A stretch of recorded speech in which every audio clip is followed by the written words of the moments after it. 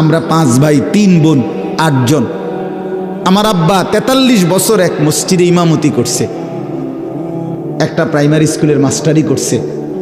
8 জন ভাই বোনকে অনেক কষ্ট কইরা অভাবের সংসারে আব্বা পড়ালেখা করাইয়া দিন শিখাইছে।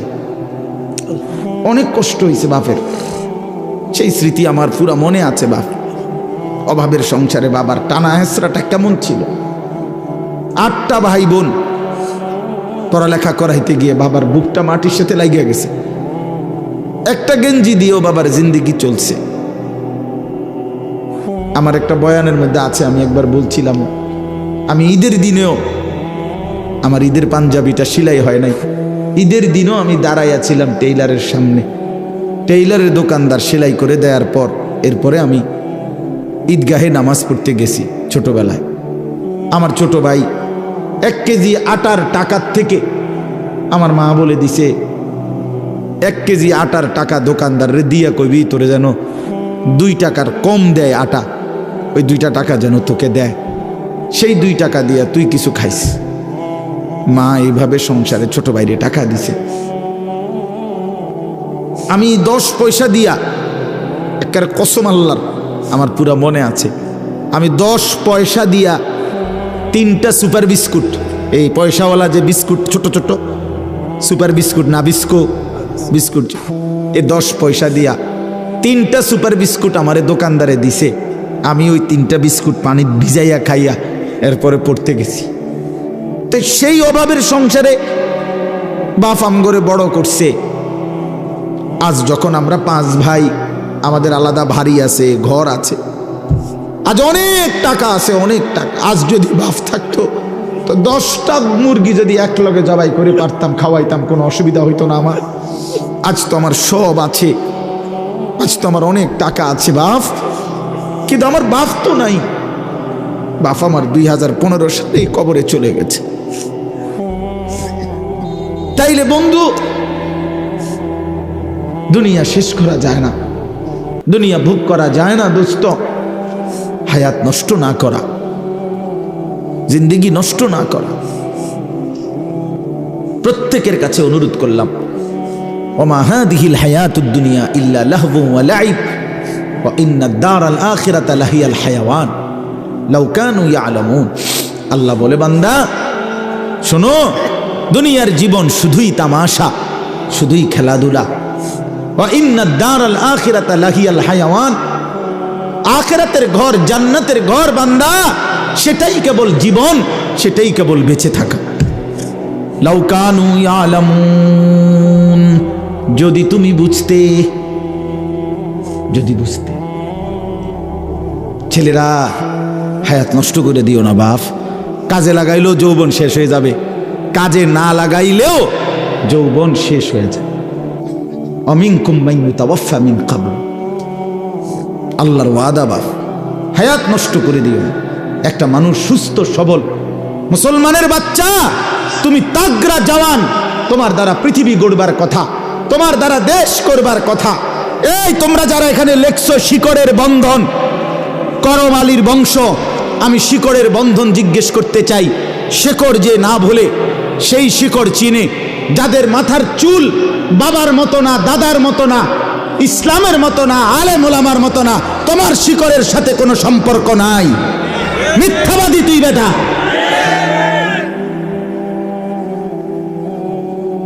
তোর বাবা কোনোদিন এই চুল রাখে নাই। কথা বলেন না কেন? এটা শিকড়, তুমি শিকড় ছিঁড়ে ফেলছো। শিকড় কাগজে লিখলে হবে না, প্রমাণ করো তোমার শিকড়। তোমার দাদা দিন রাত, তোমার দাদা মোবাইলে উলঙ্গ ছবি দেখতো না?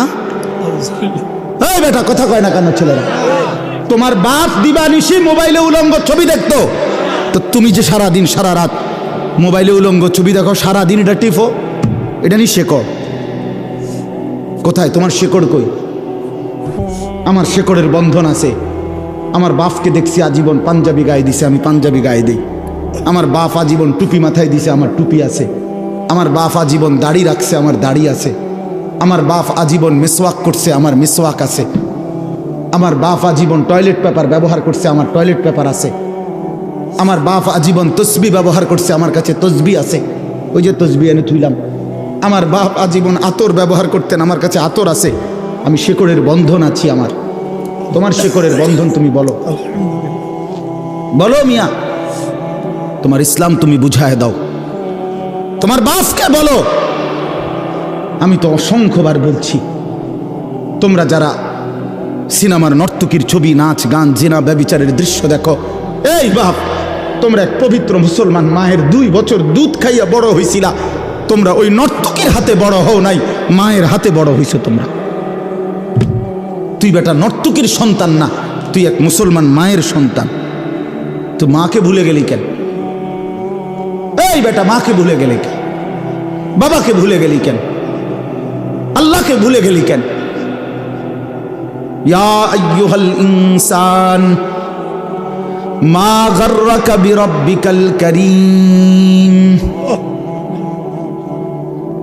হযরত মাওলানা তারেক জামিল সাহেব, পাকিস্তানের দাওয়াত ও তাবলীগের বিশ্ববিখ্যাত মুরব্বী, উনি এই আয়াতের এইসা শানদার তর্জমা বলছিলেন। উনি উদাহরণ দিছিলেন যে এক মা, এই যে এই ভাই, তো এক মা যদি তার সন্তানকে এইভাবে বুকের কাছে জড়ায় ধরা, মা যদি চোখের পানি ফেলে বলে, বাপ আজকে 6টা মাস মারে সারা কেমনে থাকলি রে বাপ। এক মা যদি বলে, কল্পনা করেন তো, আজকে 6টা মাস বাপ একটা ফোন করলি না, মার একটা খবর নিলি না, এ কথা বলে যদি কোনো মা কাঁদা দেয়, আচ্ছা পাথরের মতো দিল সন্তানের কলিজা কি আর বাদ মানবে? হ্যাঁ, হযরত মাওলানা তারেক জামিল সাহেব বলে, আল্লাহ যেন এরকম বুকে কাছেটাই না, মাথায় হাত বুলায়া আল্লাহ যেন বলে, আনিস আজ একটা বছর কোনো দিন আমার ফজরের নামাজে সেজদা দিয়ে না থাকতে পারলি কেমনে রে বাপ? কি জবাব? হ্যাঁ, আল্লাহ যদি বলে রাত 11টা বাজে ঘুম থেকে তুলে, আনিস আজকের সারাটা দিনে এক ওয়াক্ত নামাজ না পড়ে আমারে ভুলে কেমনে রে থাকতে পারলি? কি জবাব দিবা যুবক? কি বলবেন? ওই মা আপনারা যারা নামাজ পড়েন নাই, আপনারা কি বলবেন? বোন আপনারা যারা বেপর্দা, আপনারা কি বলবেন? মা গাররাকা বিরাব্বিকাল কারীম।